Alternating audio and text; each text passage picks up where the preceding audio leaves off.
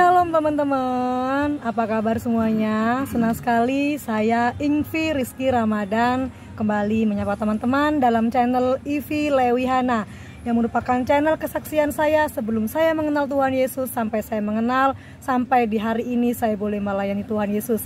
Semua karena Tuhan Yesus begitu dahsyat. Nah, buat teman-teman yang sudah setia selalu menonton channel ini, saya ucapkan terima kasih sudah like, subscribe, dan komen. Semoga semua kesaksian saya memberkati teman-teman semuanya untuk kemuliaan nama Tuhan. Dan bagi teman-teman yang kebetulan ada di berandanya ya, muncul channel saya ini ya, tiada yang kebetulan bagi Tuhan, itu semua adalah kemurahan dan kebajikan di dalam Tuhan. Saya adalah Ingvi Rizky Ramadan. Saya adalah seorang murtadin ya, alias saya adalah seorang yang dimenangkan oleh Tuhan sebab saya dulu belum percaya kepada Tuhan. Dan di channel ini banyak video-video saya bagaimana saya menceritakan tentang kehidupan saya yang lama, yang begitu hancur, yang begitu rusak ya. Tetapi sekarang Tuhan telah memimpin saya begitu rupa sehingga saya bisa sampai demikian. Nah, tadi sebelumnya videonya saya melayani di Kota Blora di asrama 5 Roti 2 Ikan, dan sekarang saya ini sedang perjalanan pulang ke Surabaya dan akan berpisah dengan teman-teman pelayanan yang lain ya. Sekarang saya sudah di Tol Jombang baru makan ini ya teman-teman ya. Dan sebelumnya itu ada oleh-oleh buat teman-teman, yaitu kesaksian yang dahsyat, kesaksian yang luar biasa. Teman pelayanan saya ini yaitu adalah namanya Pak Bowo. Pak Bowo ini berasal dari Bali. Dia ini tidak bisa melihat alias buta, tetapi di dalam kebutaannya ini Pak Bowo malah bisa bersaksi kemana-mana dan bisa mengenal saya di hari ini. Saya luar biasa, saya merasa malu karena saya tidak bisa selos Pak Bowo ya, bersyukur Pak Bowo. Nah, bagaimana kisah lengkapnya, kisah sedihnya, kisah tragisnya Pak Bowo ya, tapi begitu manisnya menjalani hidup bersama Tuhan. Bagaimana kisahnya? Yuk kita sapa dan kita saksikan kesaksian Pak Bowo. Yuk Pak Bowo, ini teman-teman. Ya, salam teman-teman. Saya teman dari Mbak Ingvi. Bukan suatu kebetulan saya dipertemukan dengan beliau. Semua karena kebaikan Tuhan, karena rencana Tuhan. Dan Tuhan sudah memelihara hidup saya. Suatu kebahagiaan kalau saat ini saya boleh menyaksikan kebaikan Tuhan dalam hidup saya, pekerjaan-pekerjaan Tuhan yang begitu besar dalam hidup saya. Perkenalkan, pertama-tama nama saya Rafael Sugeng Wibowo. Saya sering dipanggil Pak Bowo. Saya punya seorang istri dan 3 orang anak. Kami adalah keluarga diberkati Tuhan. Dan kehidupan saya baik-baik saja. Sampai pada tahun 2012 maksud saya mengalami gangguan penglihatan saya. Mata saya mulai kabur, mata saya mulai buram. Saya mencoba periksa ke beberapa rumah sakit dan dokter vonis saya kena glaukoma. Glaukoma saya divonis dokter saya bakal mengalami kebutaan. Bagaimana tidak, hati saya hancur. Hidup saya seperti porak-poranda. Yang tadinya saya baik-baik saja, saya bisa bekerja, saya bisa punya keluarga dengan anak-anak, tiba-tiba saya tidak bisa melihat apa-apa.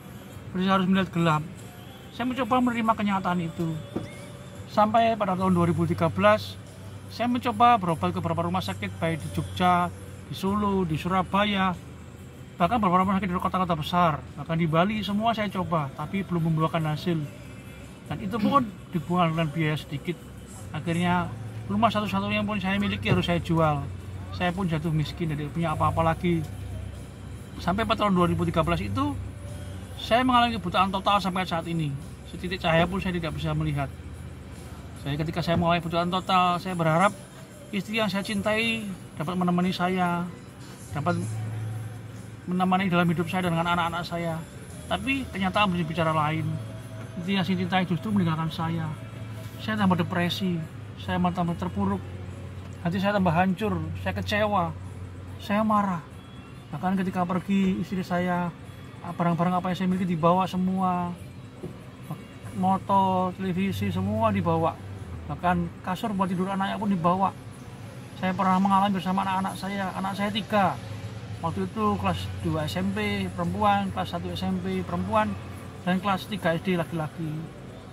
Ketika tinggal pergi, istri saya mengalami kebutaan total. Saya dulu di kasur, saya dulu di kardus. hampir 1 tahun anak-anak saya tidur tikar tanpa alas kepala. Kami pun mengalami betul-betul keterpurukan dalam hidup kami. Tapi saya mengucap syukur, saya punya Tuhan yang tidak pernah meninggalkan saya. Saya punya Tuhan Yesus yang selalu menopang saya. Dengan kepak sayapnya, Dia melindungi hati saya, menghibur saya. Kehidupan harus terus berjalan, kehidupan harus terus berlangsung dengan segala keterbatasan, kekurangan. Saya mencoba menjalani hidup dengan anak-anak saya. Saya mulai berjualan kue kecil-kecil 1000-an. Saya mulai berjualan nasi bungkus dengan anak-anak saya. Saat itu saya betul-betul depresi. Kemana tidak, saya tidak bekerja, saya dalam kondisi buta. Anak-anak saya butuh makan, anak-anak saya butuh sekolah. Tapi saya mengucap syukur Tuhan memelihara kami dengan sempurna. Pernah suatu kali saya tidak bisa berharap pada manusia, bisa berharap pada siapapun, dan tidak bisa berharap pada apapun. Suatu kali saya tidak punya apa-apa, beras tidak punya, uang tidak punya. Saya punya uang 20.000. Anak saya minta yang besar, Papa boleh nggak minta uang 10.000 saja untuk numpang ke iuran bensin sama teman ke gereja. Saya kasih, bawa nak. Tapi ingat, kembalikan yang 10.000. Kita udah nggak punya apa-apa lagi malam ini. Kita tinggal punya mie instan 1 dan telur 2. Itu pun tidak cukup untuk kita berempat. Akhirnya anak saya berangkat. Yang sepulang dari gereja, apa yang terjadi teman-teman semua? Karena saya katakan, Papa uangnya habis. Saya nangis saudara. Saya mengelus dada, tidak bisa berkata apa-apa. Kita mau makan apa? Sudah nggak apa-apa lagi, punya apa-apa lagi, uang nggak punya, beras nggak punya. Tapi saya mengucap syukur punya anak yang punya iman. Dia katakan, Papa malam hari ini kita berdoa sama Tuhan Yesus. Kita minta beras 1 kilo saja. Benar teman-teman semua, malam itu kami mengucap syukur. Karena Tuhan bilang mengucap syukur dalam segala hal. Allah itulah dikehendaki Allah dalam Kristus Yesus bagi kamu. Amin. Kami mengucap syukur meski anak-anak tidur di tikar tanpa alas kepala. Amin. Saya tidur di kardus tanpa alas kepala, kami pun tetap mengucap syukur. Di tengah-tengah ucapan syukur doa kami, anak saya waktu itu kelas 1 SMP, dengan polosnya dari mulut anak SMP, dia keluar kata-kata permohonan kepada Tuhan. Tuhan Yesus, kalau Tuhan berkenan, kami minta beras 1 kilo saja Tuhan, supaya kami tetap bisa makan, supaya besok kami bisa tetap hidup. Saya nangis teman-teman semua. Saya nggak bisa nahan air mata saya dengan keadaan anak-anak saya, dengan keadaan saya. Tapi kami punya pengharapan kepada Tuhan Yesus. Akhirnya kami beristirahat sampai besok paginya kami bangun. Kami tetap mengucap syukur. Tuhan kaki itu masih kami masih diberikan nafas, diberikan kehidupan. Jam 7, anak kami laki-laki waktu yang kelas 3 SD, dia katakan jam 7 pagi itu, Papa aku lapar. Kembali saya nangis tidak bisa menahan air mata karena nggak ada apa-apa lagi untuk dimakan. Saya katakan pada anak, sabar ya nak, Tuhan Yesus pasti datang. 30 menit kemudian tiba-tiba ada mobil berhenti di depan kamar kos saya. Ada 2 orang hamba Tuhan, laki-laki perempuan. Dia ketuk pintu saya, dia katakan, Pak Bowo tidak kenal kami tidak kenal Pak Bowo. Kami digerakkan Tuhan ke sini untuk memberkati Pak Bowo. Apa yang terjadi saudara? Malam hari itu ketika anak saya dengan kata-kata polos dari mulut anak SMP katakan minta Tuhan beras 1 kilo. Tuhan berkati kami beras 50 kilo. Luar biasa dahsyatnya Tuhan. Keesokan harinya lagi datang 2 hamba Tuhan yang juga tidak kenal saya. Dia katakan kami tidak kenal Pak Bowo tidak kenal kami. Kami digerakkan Roh Kudus memberkati Pak Bowo. Tuhan kirim kami beras lagi 50 kilo lagi. Dahsyatnya Tuhan Yesus yang saya sembah, Tuhan yang hidup. Ketika anak saya minta beras 1 kilo, Tuhan kirim kami beras 1 kuintal. Sampai saat ini Tuhan menyertai saya. Tuhan melihara kami dan anak-anak saya. Dan bukan di situ saja, Tuhan berkati anak-anak saya di bidang pendidikan. Saat itu kami betul-betul kesulitan untuk sekolah, untuk membeli buku. Jangan karena membeli buku, teman-teman semua. Untuk fotokopi 2.000 aja kami nggak mampu. Setiap anak saya minta fotokopi, minta uang untuk beli buku, saya katakan nggak ada. Besok buat jualan kue kurang, buat makan masih kurang, padahal cuma 2.000 atau 3.000. Tapi saya mengucap syukur, saya punya anak yang punya iman. Dia selalu katakan, nggak apa-apa, aku punya tangan, kasih Tuhan, walaupun nggak bisa beli fotokopi atau beli buku, aku bisa pinjam teman. Jadi saudara, setiap kali mau ulangan, setiap kali mau ujian, anak saya pinjam buku di temannya, dia tulis disalin di dalam buku, kadang 1 buku untuk 3 mata pelajaran. Dia pinjam teman disalin lagi. Sampai pada akhir semester dia katakan, Papa, aku pingin 10 besar dalam satu kelas dalam 40 siswa. Saya katakan tetap semangat belajar, tetap bantu papa bekerja jualan kue. Dalam keterbatasan kebutaan saya pun Tuhan mampukan saya untuk membuat kue-kue. Tetap berdoa sama Tuhan, saya katakan. Tapi pikiran manusia saya berkata, mana mungkin kamu bisa 10 besar dalam 40 siswa. Teman-teman mana orang kaya, teman-teman ikut di bimbingan belajar yang bagus, yang baik. Saya akan membeli buku, fotokopi aja kamu nggak mampu. Itu pikiran saya, saudara. Tapi ketika anak saya katakan, saya selalu ngasih semangat. Benar, teman-teman semua. Ketika kenaikan kelas, anak saya dipanggil oleh kepala sekolah. Dia tidak bisa berkata apa-apa. Dia mengatakan, maaf, ibu kepala sekolah, bapak saya tidak bisa datang karena buta. Mama saya pergi. Kepala sekolahnya akhirnya memutuskan untuk memberikan rapot kenaikan kelas untuk anak saya. Pulang dari sekolah, di depan kamar kos ini anak saya udah teriak-teriak dari jauh. Papa, Tuhan Yesus luar biasa. Papa, Tuhan Yesus luar biasa. Dia peluk saya sambil nangis. Dia katakan, Papa, Tuhan kabulkan doaku. Saya tanya, kamu dapat 10 besar di kelas? Enggak, Pak, lebih dari itu, Pak. Kamu dapat 5 besar dari 40 siswa? Enggak, lebih dari itu, Pak. Pikiran saya, enggak mungkin kamu dapat 3 besar. Teman-teman orang kaya, anak orang mampu, bisa dibimbing belajar yang bagus. Dan kamu beli buku, fotokopi sih enggak mampu. Tapi yang terjadi, apa yang buat Tuhan lakukan dalam anak saya? Anak saya kalau saya cari kertas, ditaruh di tangan saya. Dia katakan, Papa, aku dapat juara umum dari 350 siswa. Begitu dahsyat Tuhan yang kami sembah. Ini semua pekerjaan Tuhan. Dan 1 minggu kemudian dipanggil lagi anak saya. Dari 40 siswa yang diseleksi dari satu sekolah, dia satu-satunya anak yang mewakili sekolah untuk Olimpiade IT Kabupaten. 1 minggu kemudian dia dipanggil lagi.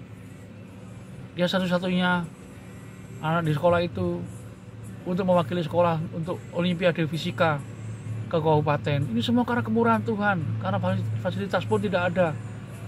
Datang kepala sekolah dan guru-guru ke tempat kami, mereka menangis dengan kondisi keadaan kami. Bagaimana bisa seorang anak yang bapaknya buta, tidak ada mamanya, tidur di tikar, tidur di kardus, tapi bisa jadi juara umum. Saya katakan, ini semua pekerjaan Tuhan, bukan pekerjaan kami. Ya, Tuhan Yesus begitu dahsyat. Tapi teman-teman semua, ada berkat yang lebih besar daripada itu saya terima dari Tuhan. Tuhan mampukan saya untuk mengampuni istri, bahkan mengasihi. Ketika awal ditinggal pergi, saya dari tempat saya buta, semua barang dibawa, saya punya kepahitan, kekecewaan yang amat mendalam. Tapi ketika Tuhan taruh dalam hati saya, ampuni dia, kasih dia. Saya berat secara manusiawi, saya kecewa, tapi saya mau taat sama Tuhan. Ketika pergi selama hampir 8 bulan, 6 bulan tidak ada kabar. Tiba-tiba dia minta makan sama saya. Dia katakan sama anak saya lewat telepon, minta makan, minta nasi, minta sayur. Pikiran saya, manusia saya, bagaimana aku mesti makan? Dulu kamu yang sudah tidak peduli dengan kami, mau makan atau tidak. Tapi ketika aku datang pada Tuhan, ampuni dia, kasih dia. Tuhan berkata demikian pada saya. Saya nggak pikir panjang. Akhirnya saya goreng telur, karena saya punya cuma telur dan sayur dan nasi. Saya katakan kepada bungkuskan mama nasi, kirim. Waktu itu kami masih tinggal satu kota, dan bungkuskan 2 nasi karena dia sama orang lain. Saya goreng telur, saya tidak bisa menahan air mata saya mulai banjir. Saya nangis, jadi Tuhan, sakit Tuhan, saya mau ngasih makan orang yang sudah meninggalkan saya, yang sudah mengecewakan saya, sudah menyakiti saya Tuhan. Tapi Tuhan katakan, lakukan dengan kasih, bukan dengan cinta manusia. Ya Tuhan, mampukan saya Tuhan, saya mau taat sama Tuhan. Hari kedua, dia masih minta makan lagi. Saya goreng telur lagi. Saya nangis, tidak bisa air mata saya lagi. Saya Tuhan sakit Tuhan, nggak bisa. Tapi Tuhan selalu katakan dalam hati saya, lakukan dengan kasih, bukan dengan cinta manusia. Saya lakukan lagi, saudara. Dari hari ketiga, saya goreng telur untuk mamanya anak yang sudah meninggalkan saya ini. Saya kirim makanan lagi. Tapi yang hari ketiga, saya sudah tidak menangis, air mata saya menetes.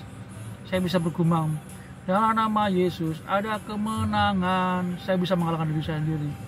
Saya dari kecil belajar untuk menyangkal diri. Saya tahu artinya menyangkal diri, saya paham artinya memikul salib. Tapi saat itulah saya baru bisa mempraktekkan apa itu menyangkal diri. Apa yang sakit saya lakukan, apa yang tidak enak saya lakukan secara manusiawi, saya harus lakukan untuk taat kepada Tuhan, apapun itu. Setelah itu dia pergi lagi, tidak ada kabar. Hampir beberapa bulan kemudian, tiba-tiba anak saya mendengar dari telepon, dari media sosial bahwa mamanya berpisah dengan orang yang sudah bawa pergi dari saya. Dia mengalami depresi, dia mengalami kekecewaan dengan orang lain. Tuhan tidak udah milih saya. Dia luar biasanya Tuhan ya. Tuhan suruh saya bawa dia pulang. Tuhan suruh saya untuk udah buat dia. Tuhan, mana mungkin saya doa untuk orang yang sudah menyakiti saya, mengecewakan saya Tuhan. Tapi Tuhan, saya mau taat. Akhirnya anak saya jemput mamanya, dibawa pulang sampai rumah. Mamanya yang stres. Kami bergandeng tangan, saudara, dengan anak-anak saya. Kami menangis, kami mohon pengampunan kepada Tuhan. Kami mohon pelepasan untuk mamanya. Kami mohon pengampunan untuk mamanya. Dan melepaskan berkat untuk mamanya. Kami melepas pengampunan untuk mamanya anak-anak. 1 hari kami berdoa, 2 hari kami ajak hamba Tuhan. 3 hari saya ajak pendeta. Hari keempat mulai kami dipulihkan. Hari kelima istri saya mulai dipulihkan lagi. Hari ke-6 total dipulihkan. Hari ke-7 pergi lagi, saudara. Saya tanya Tuhan, kenapa ini terjadi Tuhan? Tapi sekarang saya tahu bahwa Allah terus bekerja dalam kehidupan saya untuk mendatangkan kebaikan dalam hidup saya. Dan setelah peristiwa itu, terus Tuhan mampukan saya untuk mengampuni. Bahkan sekarang saya mengasihi, bahkan sangat-sangat mengasihi istri saya, walaupun sekarang tidak bersama-sama saya, bersama orang lain, tapi saya sangat-sangat mengasihi. Saat ini saya mengucap syukur anak-anak saya yang dulu tidak bisa sekolah, tidak bisa beli buku, sekarang sudah kuliah. Yang pertama semester 8, yang kedua semester 6, yang ketiga anak yang laki-laki SMA kelas 3. Ini semua karena kemurahan Tuhan, karena kebaikan Tuhan. Untuk itu tidak ada alasan lagi saya untuk melayani Tuhan, tidak melayani Tuhan. Tidak ada alasan lagi untuk tidak bersaksi. Awal saya mengalami badai kehidupan, saya mengalami buta, ditinggal istri. Pekerjaan saya cuma di dalam kamar merenungi nasib. Saya merenungi nasib, meratapi nasib. Tapi ketika saya sadar Tuhan mengetuk hati saya mau keluar, saya mau di dalam kamar, saya mau menunggu mati dalam kamar. Saya mau menceritakan kebaikan Tuhan. Saya mulai keluar, saya mau mengenal orang. Saya banyak bersyukur. Ketika saya ditemukan dengan orang lumpuh, saya mengucap syukur. Karena saya bisa berjalan kemana-mana untuk menyenangkan kebaikan Tuhan. Ketika saya berjumpa dengan orang gila, saya mengucap syukur saya dikasih kesehatan jiwa dan mental saya untuk bisa bersaksi. Akhirnya saya bertekad untuk terus menyaksikan kebaikan Tuhan, untuk terus melayani Tuhan, untuk terus menceritakan Injil. Awalnya saya berpikir, nanti kalau saya sembuh, saya bisa melihat saya melayani Tuhan, saya mau bersaksi. Tapi tidak buat saya. Mau saya buta, mau saya cacat, saya mau melayani Tuhan. Mau saya ditolong, tidak ditolong, saya mau menceritakan Injil. Mau saya disembuhkan, tidak disembuhkan, saya mau bersaksi bahwa Yesus adalah Tuhan. Dulu saya berpikir, nanti kalau saya buta tidak bisa kemana-mana. Saya keterbatasan, tetapi keterbatasan saya tidak pernah membatasi gerak saya untuk menceritakan Injil. Kekurangan saya tidak pernah mengurangi semangat saya untuk terus bersaksi bahwa Yesus adalah Tuhan. Dulu yang saya berpikir, ketika saya buta saya tidak bisa kemana-mana, saya tidak bisa keluar rumah, dan saya tidak bisa keluar jauh. Tapi Tuhan Yesus patahkan semua itu. Sebelum pandemi, mulai 2016, 2017, mengizinkan saya untuk keluar sendiri. Keluar ke Jawa, dari Bali, perjalanan ke Surabaya sendiri, ke Semarang sendiri, ke Malang sendiri. Bahkan sebelum pandemi saya sampai ke Manado. Ini semua karena kemurahan Tuhan. Tapi saya tidak sendirian, saya ada Tuhan yang selalu menyertai saya. Memang saya melihat gelap, tapi hidup saya tidak pernah berjalan dalam kegelapan. Karena firman-Mu, kita bagi kakiku dan terang bagi jalanku. Dan saat ini saya mengucap syukur bisa bertemukan dengan Mbak Ingvi yang bisa bersama-sama saya untuk terus melayani Tuhan. Apapun kondisi saya mau terus melayani Tuhan. Dan saya percaya suatu saat nanti pasti Tuhan pulihkan mata saya. Amen. Pasti Tuhan pulihkan ekonomi saya. Amen. Pasti Tuhan pulihkan rumah tangga saya. Dan semuanya akan kembalikan satu untuk kemuliaan nama Tuhan. Terima kasih, Tuhan Yesus memberkati. Wow, sudah dengar sendiri ya teman-teman ya kesaksian Pak Bowo. Pak Bowo, ada satu pertanyaan. Misalkan di luar sana nih ada yang masih ragu bahwa Yesus Kristus adalah Tuhan. Misalkan di dalam hatinya itu sudah pernah mendengar bahwa Yesus Kristus adalah Tuhan, tapi dia masih ragu-ragu nih, apakah benar bahwa Yesus Kristus itu adalah Tuhan. Apa pesan Pak Bowo buat teman-teman di sana untuk meyakinkan bahwa Yesus Kristus adalah Tuhan dan Juru Selamat? Ya, Tuhan adalah Yesus. Yesus adalah Tuhan dan Juru Selamat. Dia bukan manusia, tetapi Tuhan yang turun sebagai manusia supaya kita menjadikan dia sebagai role model, sebagai contoh bahwa Yesus adalah 100% manusia, 100% juga Tuhan. Tapi Yesus adalah menunjukkan bahwa akulah Tuhan.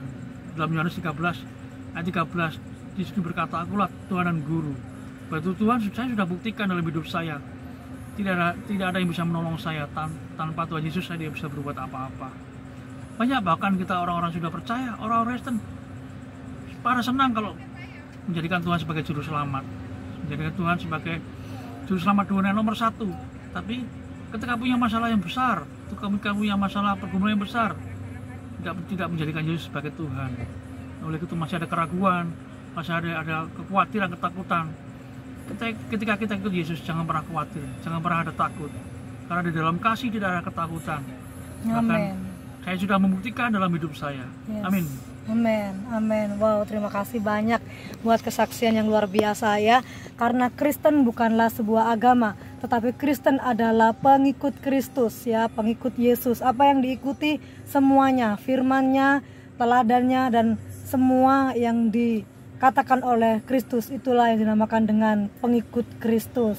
Nah, jika orang buta saja bisa kemana-mana untuk memberikan kesaksian tentang kebesaran Tuhan, tentang kemuliaan Tuhan, bagaimana dengan kita yang bisa melihat, yang bisa berjalan ya? Apakah kita sudah menjadi berkat buat orang lain? Apakah kita tidak malu ya? Terutama saya masih sering khawatir, saya masih sering gelisah bagaimana apa yang dimakan oleh anak saya 3 ya, juga ya anak saya 3 sama dengan Pak Bowo, apa yang akan saya besok pakai untuk beli bensin, apa yang besok untuk saya pakai untuk bayar ini dan itu.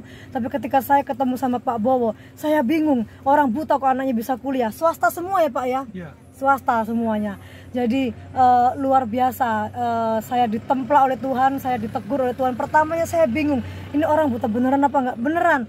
Pegang handphone juga Android ya, saya nggak ngerti gimana caranya dia WA. Berkat Tuhan, HP-nya bagus, Android.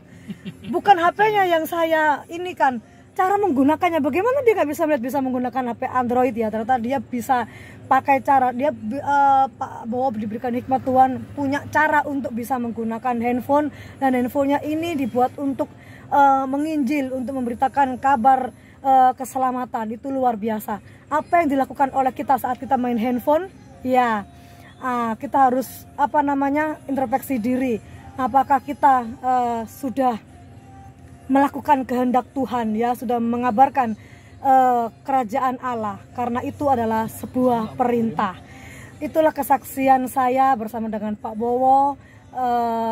Saya berdoa teman-teman diberkati oleh setiap kesaksian saya. Sampai jumpa di kesaksian-kesaksian berikutnya. Tuhan Yesus memberkati. Shalom.